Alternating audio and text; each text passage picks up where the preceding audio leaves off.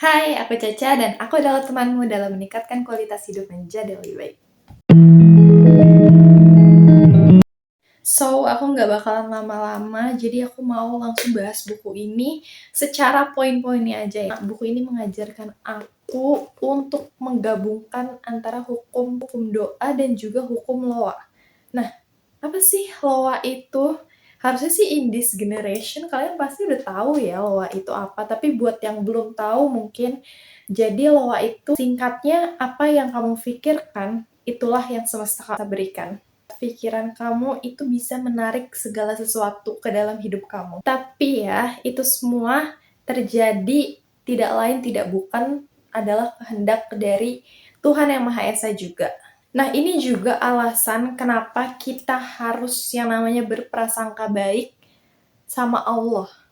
Karena seperti yang kita tahu, dia itu persis seperti prasangka hambanya, iya kan? Dan kalau kamu menggabungkan antara hukum doa dan hukum loa, itu akan membuat impianmu terkabul dengan lebih cepat. Kalau kamu masih mikir kalau, aduh impian aku tuh masih jauh banget dari titik aku sekarang, kayaknya kok kayak nggak mungkin ya. Please ingat sekali lagi kalau nggak ada yang nggak mungkin di dunia ini dan segala sesuatu di dunia ini itu adalah milik Allah ya kan. Jadi kalau kita ingin sesuatu, ya kita tinggal minta aja kepada sang pemilik semesta alam. Kalau kalian dengar pepatah, kalau misalkan jangan kendalikan sesuatu yang di luar kendali kita. Tapi kan kita juga punya yang namanya hal yang masih ada dalam kendali kita. Contohnya apa? Contohnya kita bisa mengendalikan segala hal dengan doa, dengan zikir, dengan kita mendekatkan diri kepadanya. Kalau kita mau minta sesuatu, udah pasti kita harus memperbaiki diri dong. Kita harus meningkatkan ibadah kita dengan apa? Kita selalu berdoa, berzikir. Yang tadinya mungkin sholatnya itu jarang-jarang, jadi rutin. Yang tadinya sholatnya bolong-bolong jadi 5 waktu. Yang tadinya suka nunda-nunda jadi tepat waktu. Nah, kalau kamu mau hukum doa dan loa itu terjadi jauh lebih cepat, artinya kamu harus melipat gandakannya dengan apa? Yaitu dengan kamu berbakti kepada orang tua kamu. Karena kamu tahu kan kalau misalkan yang namanya doa orang tua tuh memang se-powerful itu.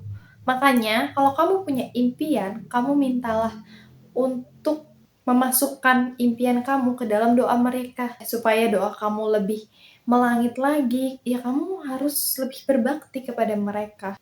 Mereka juga pasti akan mendoakan kamu, menyelaraskan impian kita, menyelaraskan doa kita. Dan boleh juga kalau misalkan kamu mau menyelaraskan impian kamu dengan impian teman-teman kamu, sahabat kamu, saudara kamu, maka itu akan lebih powerful lagi. Nah, tapi ini tuh bukan cuma soal ketika kita meminta rezeki ya, tapi juga bisa tentang jodoh, tentang karir, pencapaian, terus misalkan soal kesehatan dan juga kita misalkan ingin keluar dari sebuah masalah gitu. Nah, gimana supaya kamu lebih dekat satu langkah dengan impian kamu? Itu dengan kamu menetapkan target. Kamu menargetkan itu di tanggal berapa, di bulan apa, dan di tahun apa, maka impian kamu akan jauh lebih jelas sih. Contoh kecil aja, misalkan kamu mau melakukan sesuatu. Kalau kamu punya target yang jelas, maka juga akan lebih terarah, ya kan? Selain kamu menargetkan, kamu juga harus memperbaiki diri kamu. Memperbaiki hubungan kamu dengan Tuhan, dengan Allah. Bagaimana caramu berkomunikasi dengan Allah. Apakah kamu selama ini sudah memantaskan diri untuk mendapatkan apa yang kamu inginkan, apa yang kamu impikan. Begini deh, cobalah untuk melakukan hal-hal yang sekiranya dilakukan oleh orang yang udah ada di posisi yang kamu mau, gitu. Kamu ingin jadi seorang pengusaha, gitu. Nah, kamu sekarang lakuin hal-hal yang sekiranya seorang pengusaha lakukan. Kamu lakuin dari sekarang. Maka itu artinya kamu sedang memantaskan diri kamu untuk berada di posisi yang kamu inginkan, iya kan? Nah, kita juga perlu belajar yang namanya matematika Tuhan. Karena matematika Tuhan ini sangat berbeda dengan matematika manusia.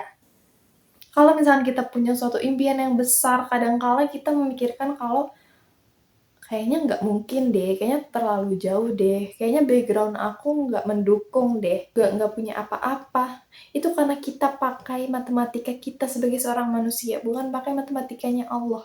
Coba deh kamu pikirin, coba deh kamu hitung antara pemasukan kamu dan juga pengeluaran kamu. Apakah itu sesuai? Kebanyakan orang itu akan lebih banyak pengeluarannya kan daripada pemasukannya.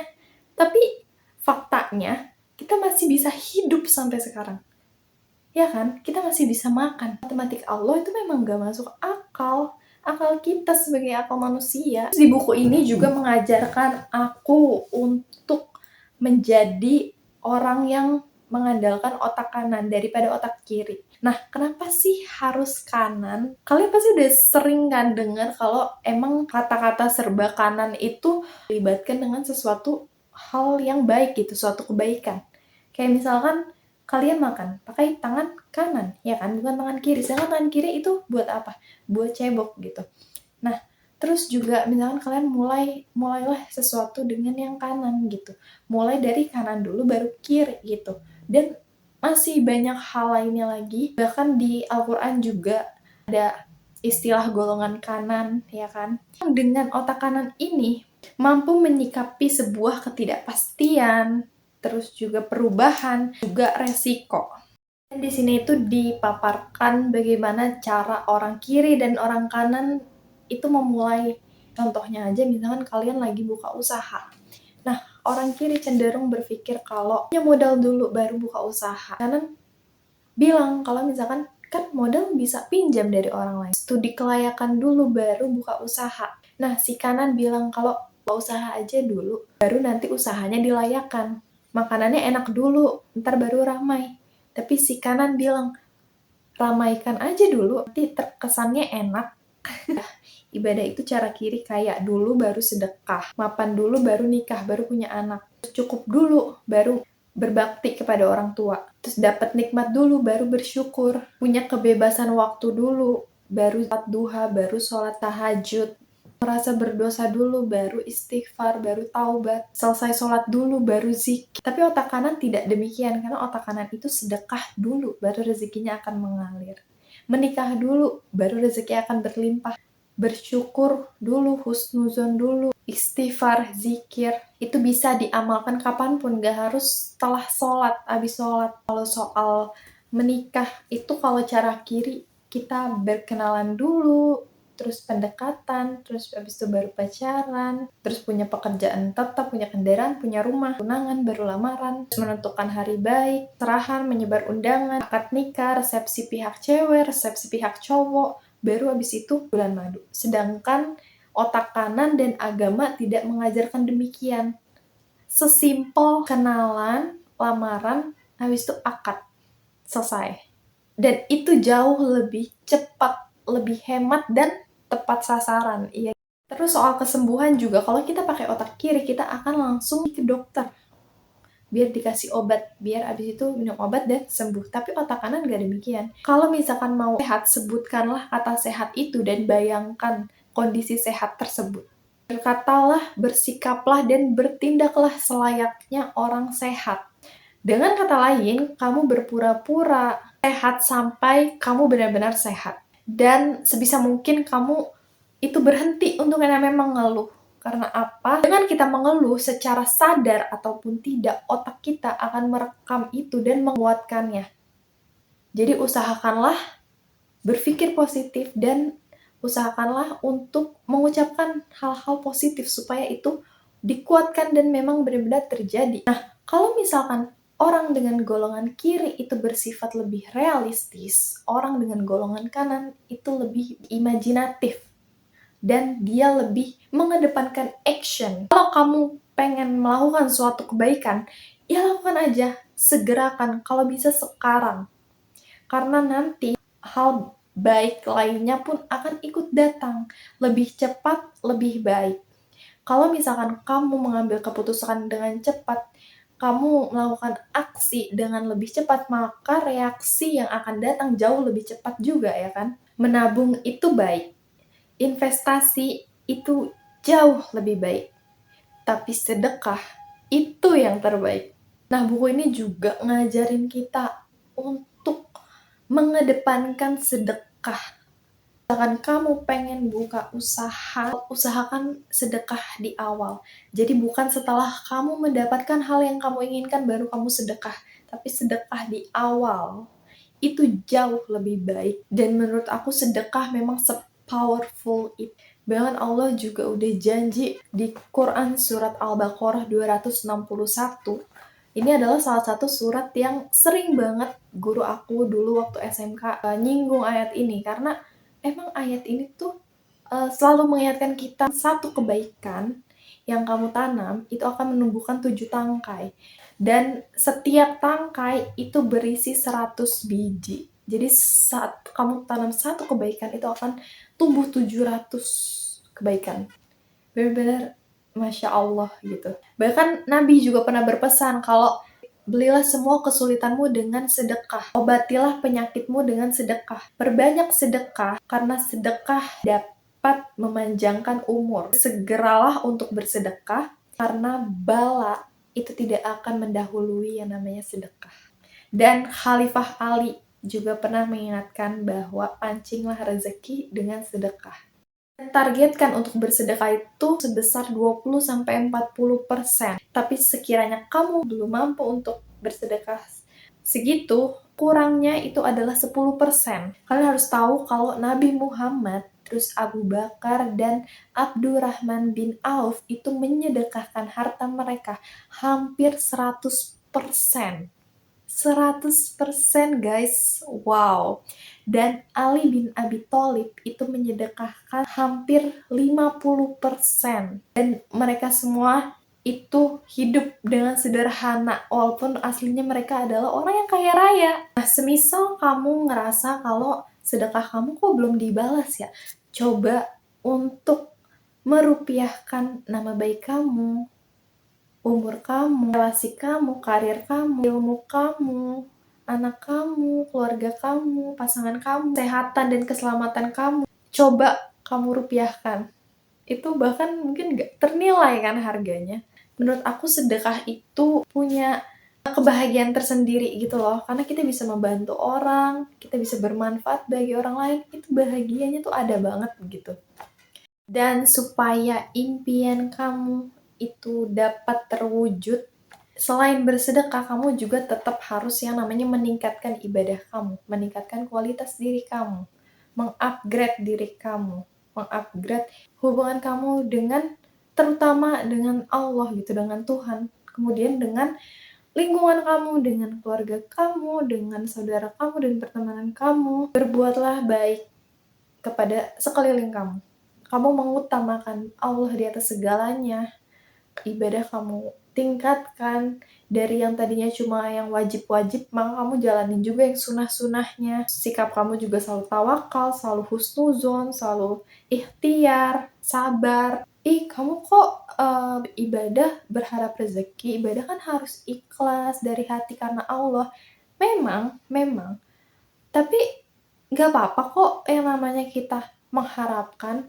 Lah kalau kita nggak ngarep, kita kalau misalkan mau dikasih rezeki terus kita bengong-bengong aja gitu kan enggak. Lagian apa salahnya sih berharap sama yang maha kuasa? Sebaik-baiknya berharap itu adalah berharap kepada Allah.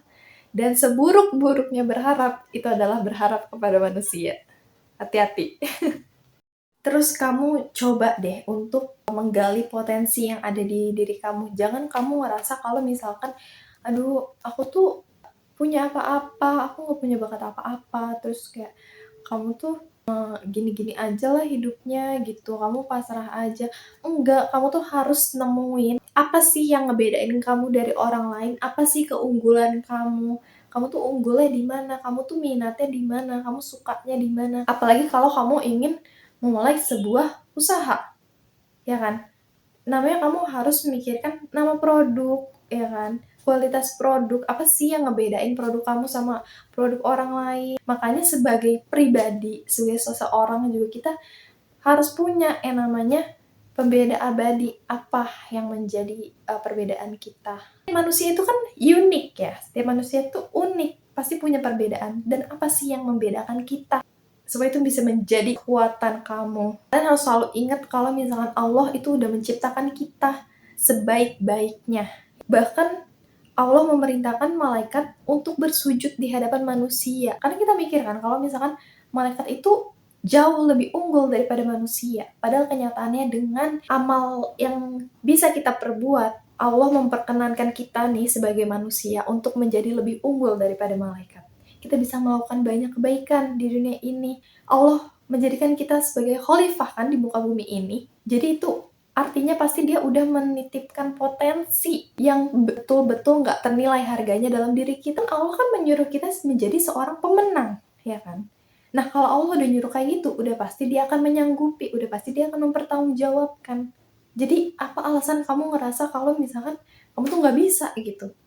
Kamu udah disiapkan untuk menjadi pemenang. Buku ini juga mengajarkan kita untuk yang namanya mengedepankan yang namanya integritas. Integritas akan melahirkan yang namanya reputasi. Reputasi melahirkan kepercayaan. Makanya kalau misalkan dari awal kamu itu nggak punya integritas kamu nol, ya udah, kamu nggak bakal dipercaya orang lain. Kamu akan sulit untuk menghasilkan sesuatu. Apalagi sesuatu yang besar. Itulah keajaiban-keajaiban ya, memang yang namanya keajaiban itu kadang tidak masuk akal, tapi itu benar terjadi. Ya namanya keajaiban itu beneran ada. Kalau misalkan kamu percaya, makanya kan kalau ngelakuin itu semua tanpa keyakinan dan kepercayaan, aku nggak yakin dengan hasilnya. Mungkin bahkan entah akan terjadi atau enggak, karena powerful itu sebuah keyakinan, apalagi terhadap yang maha kuasa ya kan, kita harus yakin, meyakinkan keberadaannya, meyakinkan pertolongannya. Kalau enggak, untuk apa kita berdoa tanpa keyakinan kan? Ini menarik banget, dan aku selama baca ini juga aku suka banget. Aku nyelesain ini tuh kayak 3 hari, tapi sebenarnya aku bisa ngabisin ini 1 hari, cuma karena aku kayak nggak mau cepet-cepet habis, jadi kayak sekitar 3 hari. Ini tuh buku kayak udah lama banget ada di rumah aku tapi tuh waktu itu nggak tertarik gitu loh untuk baca, dan aku juga baca ini tuh kayak belum lama ini, jadi kayak aku nggak tahu masih ada apa enggak, coba tapi kalian bisa tanya mungkin orang tua kalian atau tante kalian, om kalian mungkin punya, tanyain aja karena ini benar-benar sebagus itu. Sekian video dari aku, ya mungkin ini cukup panjang ya, tapi aku nggak mau buku ini cuma sampai di aku, makanya kayak aku excited banget buat nyeritain isi buku ini karena benar-benar isinya bermanfaat banget. Deh gitu aja, jadi terima kasih yang udah nonton ya, maaf banget kalau ada salah ya. Kebaikan datangnya dari Allah dan keburukan datangnya dari aku sendiri. Kesempurnaan hanyalah milik Allah. See you in the next video untuk satu langkah menjadi lebih baik. Bye!